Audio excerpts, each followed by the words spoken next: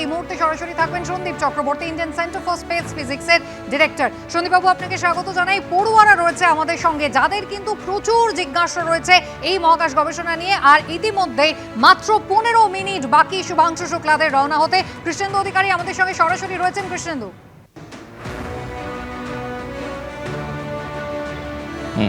সন্দীপ চক্রবর্তী মহাকাশ বিজ্ঞানী, তিনি আমাদের সঙ্গে রয়েছেন স্টুডিওতে। তোমাদের প্রশ্ন, এই যে আজকের একটা ঐতিহাসিক সন্ধিক্ষণ, সেখানে তোমার মনে কি কৌতূহল? প্রচুর মানুষের কৌতূহল। স্যার, আমার মনে হচ্ছে যে আজকে যে যাচ্ছে ইনি নাসার হাত ধরে যাচ্ছে, এটা একটা আমেরিকার স্পেস স্টেশন, তা আমাদের ইন্ডিয়ার ইসরোর হাত ধরে কেন যাচ্ছেন না? ইসরোর হাত ধরে কেন যাচ্ছে? হ্যাঁ স্যার, সেম প্রশ্ন আমার। ইসরোর হাত ধরে কেন যাচ্ছে না? এইগুলো বিদেশের উপরে কেন ভুক্তভোগী হয়ে রয়েছে? আমাদের দেশের সায়েন্স কি এতটা উন্নত নয় যে অন্য দেশের উপরে ভুক্তভোগী? আমাদের দেশে তো অনেক ব্রিলিয়ান্ট ব্রেন রয়েছে, তাও কেন অন্য দেশগুলোর উপরে? ইন্ডিপেন্ডেন্টলি কেন ইসরো নয়? আমি সন্দীপবাবুর কাছে সরাসরি এই প্রশ্নটাই রাখবো। সন্দীপবাবু, দেখুন, আমাদের প্রথমে আপনাকে বুঝতে হবে যে যখন নীল আর্মস্ট্রং চাঁদের বুকে নেমেছিলেন 1969 সালে, আমাদের কিন্তু ইসরো সেই বছরই প্রতিষ্ঠা হয়েছে। অর্থাৎ ইসরো যে বছরে প্রতিষ্ঠা হয়েছে সেখানে আমেরিকা অলরেডি টেকনোলজি আছে চাঁদে নামিয়ে মানুষকে হাঁটিয়ে চলিয়ে আবার ফেরত আনা। বুঝতে হবে যে ওরা আমাদের থেকে অলরেডি কিন্তু বেশ কিছু এগিয়ে ছিল যখন এই প্রোগ্রামটা শুরু হয়েছে। তারপর থেকে সমস্ত দিক দিয়ে কিন্তু ইসরো চেষ্টা করেছে বাইরের বিশ্বের সঙ্গে যোগাযোগ সমান পেশে যেতে। সেখানে চন্দ্রযানে গেছে, চন্দ্রযান 2তে গেছে, 3তে গেছে, 3 ল্যান্ড করেছে এমন জায়গায় সেখানে সারা বিশ্ব কিন্তু ল্যান্ড করতে পারেনি। তেমনি মঙ্গলযানে গেছে, এক চান্সে কিন্তু মঙ্গলের চারিদিকে ঘুরে এসছে, যেটা অন্য কেউ পারেনি। ফলে ভারতবর্ষ খুব তাড়াতাড়ি অন্যদের ভুল থেকে শিখে নিয়ে ভারত কিন্তু এগোতে শুরু করেছে। এটা সত্যি কথাই যে ক্রুড মিশন এ পর্যন্ত ভারতের হয়নি। এ পর্যন্ত রাকেশ শর্মাকেও আমাদেরকে যেতে হয়েছিল রাশিয়ার সোয়ুজে, এখানেও যেতে হচ্ছে ইন্টারন্যাশনাল স্পেস স্টেশনে। প্রথম কথা, আমাদের শেখার এখনও পর্যন্ত বেশ খানিকটা বাকি আছে। আমাদের যেমন ডকিং আনডকিং, তেমনি ব্যাক করে ফিরে এসে ল্যান্ড করানো, এই জিনিসগুলো কিছু কিছু মানে মডিউল বলি আমরা, এই পিসগুলোকে কিন্তু এখন পর্যন্ত আমরা ঠিকমতো রপ্ত করতে পারিনি। অন্যান্য দিক দিয়ে প্রচুর এগিয়ে গেছে। আমাদের আদিত্যকে L1 পয়েন্টে রেখে আসা হয়েছে। সেখানে আমাদের এক্সপোস্যাট কিছুদিন আগে পোলারাইজেশন মেপে আসছে। ফলে সায়েন্সের দিক থেকে ভারত ভালোভাবে এগিয়ে গেছে। খালি ক্রুড মিশনে এখনও পিছিয়ে আছে, এতে কোনো সন্দেহ নেই। তবে এই যে শুভাংশু শুক্লা যিনি যাচ্ছেন, তিনি একজন পাইলট, এবং তিনি যাওয়ার জন্য নিজে সেটাকে নেভিগেট করে, ওনার জাগুয়ার, ওনার সুকোই এগুলো চালানো, মিগ চালানো অভ্যেস আছে, এবং উনি নিজে এটাকে নেভিগেট করে গিয়ে ডকিং করছেন, আনডকিং করছেন, এবং এই এক্সপিরিয়েন্সটা ওনার অবশ্যই কাজে লাগবে যখন তিনি আবার গগনযাত্রী হয়ে 2027-এ যাবেন। আমাদের বুঝতে হবে যে ভারতবর্ষ একটা বিশাল দেশ। ভারতের 140 কোটি মানুষ, তাদের প্রত্যেকের একটা করে চাহিদা আছে। তাদের যেমন ইন্ডিয়ান রিমোট সেন্সিং, টেলিমেডিসিন, এডুস্যাট, এত কাণ্ড কারখানা করে, এবং আমাদের বর্ডারের যে দেশগুলো রয়েছে তারা হস্টাইল, বর্ডারের উপর নজর রাখতে হচ্ছে। ফলে বাজেট আছে, বাজেটটাকে কোনো একটা দিকে দিতে হচ্ছে ভারতবর্ষকে জাস্ট বাঁচিয়ে রাখার জন্য, টিকিয়ে রাখার জন্য। তারপরে আমাদের এই কেসগুলো করতে হচ্ছে। ফলে প্রশ্নটা যুক্তিযুক্ত, ভারত এত পেছনে কেন, ভারত ওপরের জায়গায় যাচ্ছে কেন? কিন্তু ভারত একটা বিশাল পাওয়ার, একটা মানে জগন্নাথের মতো স্লোলি যাচ্ছে বটে, কিন্তু একদিন এমন হবে যেমন বাকি সবার থেকে সারপ্রাইজ করে গিয়ে সেই জিডিপির দিক থেকে হোক, অলরেডি ভারতের জিডিপি 7% করে বাড়ছে, সেখানে আমেরিকার বাড়ছে 3.5%, ইউরোপের 2-3%। ফলে ভারত এগিয়ে যাচ্ছে অনেক র্যাপিডে। কোনো এক সময়তে এই ক্রসিংটা হবে যে ভারতকে কেউ ঠেকিয়ে রাখতে পারবে না। একটা স্টেজ আছে, আমি স্বীকার করছি যে ক্রু পাঠানোর দিক থেকে আমরা পিছিয়ে আছি, কিন্তু এটা খুব বেশি দিন থাকবে না।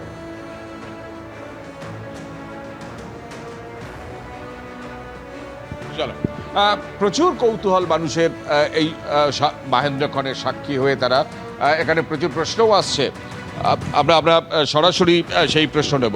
তোমার প্রশ্ন। একজন ভারতীয় হিসাবে যে একজন ভারতীয় স্পেসে যাচ্ছে, এটা আমাদের জন্য অত্যন্ত গর্বের বিষয়। কিন্তু একজন ভারতীয় আমি বলেই হয়তো এই কনসার্নটা আমার থাকছে যে ওরা যে স্পেসে যাচ্ছে, হতেই পারে মানে অনেক দিন থাকতে হবে তাদের, হতেই পারে মাঝখানে তাদের কোনো মেকানিজমে ডিস্টারবেন্স এলো তখন, বা কোনো রিস্কি জোন এলো তখন, আমাদের ব্যাকআপ প্ল্যান কি আছে? ব্যাকআপ প্ল্যান কি আছে? তোমার প্রশ্ন।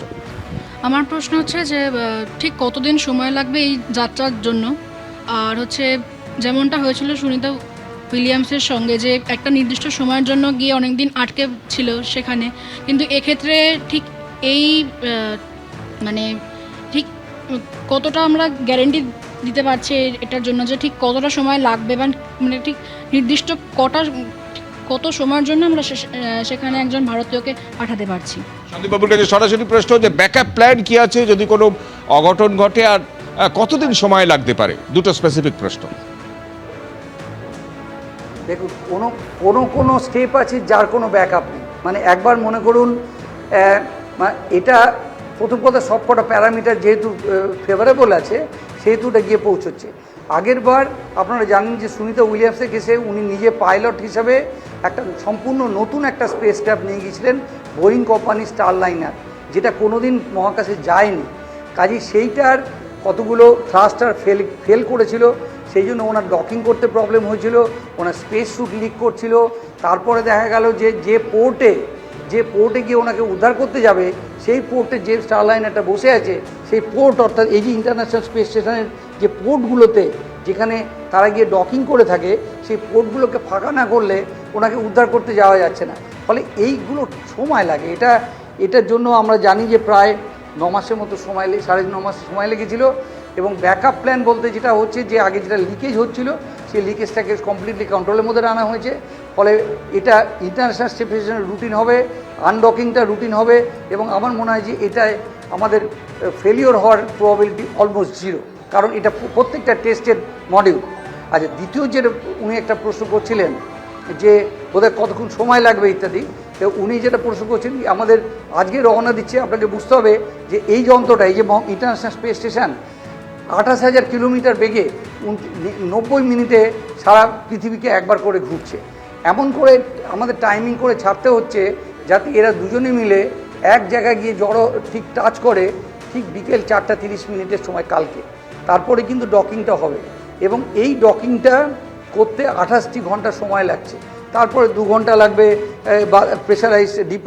প্রেসারাইজ করতে, বেরিয়ে এসে সবার সঙ্গে মিট করতে, কারণ ভেতরে তো অলরেডি 7 জন বসে আছে। এই হলো। তারপরে 14 দিন ওনারা এক্সপেরিমেন্ট করলেন, কারণ গিয়ে তো ফিরে আসা যায় না, এটা একটা এক্সপেন্সিভ প্রসেস। আপনাকে বলছি যে ভারতবর্ষকে 550 কোটি টাকা দিতে হয়েছে অ্যাক্সিয়াম স্পেস মিশনকে এই আমাদের গ্রুপ ক্যাপ্টেন শুভাংশু শুক্লাকে নিয়ে যেতে এবং ফিরিয়ে আনতে এবং এন্টায়ার ফেসিলিটিটাকে ইউজ করতে দিতে। ফলে এটা আমাদের কাছে বিশাল পাওনা। এটা কয়েকশো বিলিয়ন ডলারের একটা জিনিস, সেটা যে আমরা আদৌ 14 দিনের জন্য ব্যবহার করতে পারছি, সেখানে 550 কোটি টাকা ইজ নাথিং। কিন্তু যেটা হবে, উনি ফিরে এলে ওনার যে এক্সপিরিয়েন্স হবে সেইটা ওনার গগনযাত্রাতে প্রচণ্ড কাজে লাগবে। তাই এবং ফিরে আসতে কয়েক ঘন্টা সময় লাগবে আনডকিং করে। সেটা এই যে যন্ত্রটি আছে আনডকিং করে এটা একেবারে। সন্দীপবাবু, আপনার এই ব্যাখ্যা বিশ্লেষণ অত্যন্ত গুরুত্বপূর্ণ। এই মুহূর্তে প্রত্যেক মুহূর্তের ব্যাখ্যা আমরা শুনবো, তবে মাত্র 7 মিনিটের কিন্তু অপেক্ষা, তারপরে কিন্তু একেবারে মহাকাশযান রওনা দেবে। আর ইতিমধ্যে রকেট ফ্যালকন 9 একেবারে তৈরি দেখতে পাচ্ছেন, এবং তার পাশে ক্যাপসুল ড্রাগনের মধ্যে কিন্তু মহাকাশচারীরা তারা একেবারে তৈরি হয়ে রয়েছেন। ছবিটা ভীষণ পরিচিত, কারণ মাস 1.5 আগেই আমরা দেখেছি সুনিতা উইলিয়ামসরা ঠিক এইভাবেই ফিরে এসেছিলেন, ঠিক এইভাবেই চেয়ারে তারা আসীন ছিলেন, বেল্ট দিয়ে বাঁধা ছিলেন, এবং এটাই কিন্তু সেই ড্রাগন ক্যাপসুল যেটা আনডকিং হয়ে ফিরে এসেছিল পৃথিবীতে। আর পৃথিবী থেকে সেই ড্রাগন ক্যাপসুলে কিন্তু রওনা হচ্ছেন এই 4 মহাকাশচারী। And you're seeing great reactions from the AX4 crew there on the right-hand side of your screen with each one of these call-outs. You can tell that they are just as excited as we are to get them on their way to space. A lot of time rehearsing, and now we're down to the last 6 minutes. Also seeing some of the moist air as it condenses around the cold tanks. You can see that just at the top, Dragon above the second stage. Next major event coming up, Dragon is going to configure for terminal count, and they'll move on to internal power. Those are the batteries. We do have solar arrays, and you can see them right now as some of the mist clears. You can see the black portions of Dragon. So we've got solar arrays on part of the Dragon trunk, and then we also have batteries inboard. মাত্র 5 minute 20 second, একেবারে last moment countdown চলছে, সমস্তটাই তৈরি, rocket Falcon 9 তৈরি, আর ইতিমধ্যেই মহাকাশচারীরা তারাও কিন্তু একেবারে প্রস্তুত। ঠিক 5 মিনিট 9 সেকেন্ড বাকি। কৃষ্ণেন্দু, পড়ুয়ারা কি বলছেন, আর কি কি জানার আছে এই শেষ মুহূর্তে? একদমই তাই, একদম মহেন্দ্রগড়ের সামনে একদম চলে এসেছি। কি প্রশ্ন? একজন ভারতীয় হিসেবে আমি খুবই গর্বিত যে 41 বছর পর আরেকজন ভারতীয় মহাকাশের পথে পাড়ি দিচ্ছে।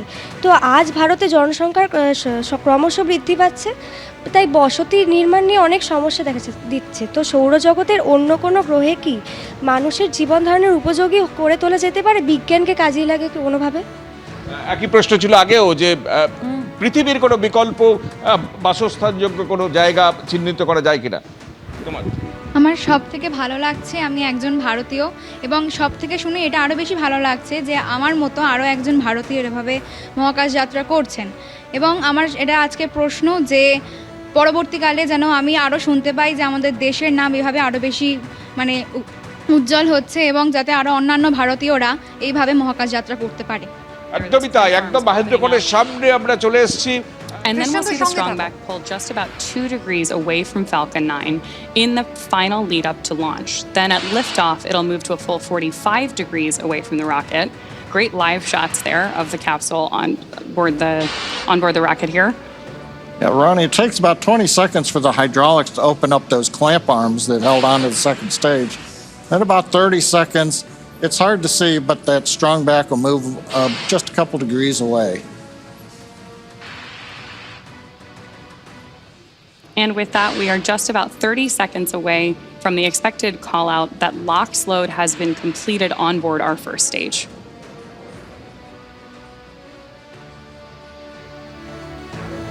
একদম শেষ মুহূর্ত, 3 মিনিট 15 সেকেন্ড। হার্টবিট বাড়ছে দ্রুত, প্রত্যেক ভারতবাসীর নজর টেলিভিশন চ্যানেলে। আর মাত্র কিছুক্ষণ দেখতেই পাচ্ছেন রকেট ফ্যালকন 9 উৎক্ষেপণের জন্য তৈরি। That mist forming around the outside of Falcon 9 is totally normal. That's just some of that. Stage 1, LOX load complete. Some of that liquid oxygen that has now been fully loaded on board to stage 1, venting out into the warm Florida air and condensing into clouds. So we continue to check off events here in the last minutes of the countdown. Dragon is in terminal count and is on internal power. And the confirmation a minute ago, we started the move into transition. And there on the left side of the screen and the right, you can see some of the watch parties, Paul.